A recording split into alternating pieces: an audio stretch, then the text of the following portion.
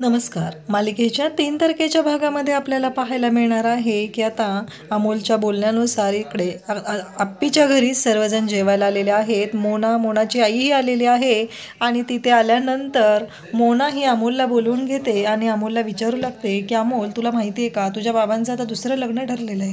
तुला जे सारखं वाटतं तुझ्या बाबांनी इथे यावं, इथं राहावं, ते शक्य नाही आता. त्यामुळं तू तिकडच्या घरी राहिला चल. तेव्हा अमोलला खूप वाईट वाटतं.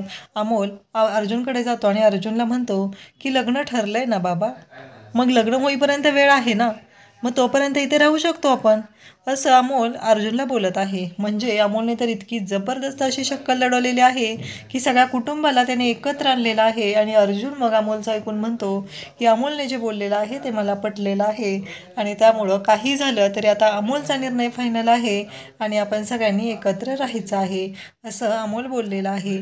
आणि अर्जुनने त्याचं ऐकलेलं आहे. म्हणजे अमोलने आता आर्याचीच वाट लावलेली आहे. अशाच अपडेटसाठी चॅनलला सबस्क्राईब करा. थँक्यू.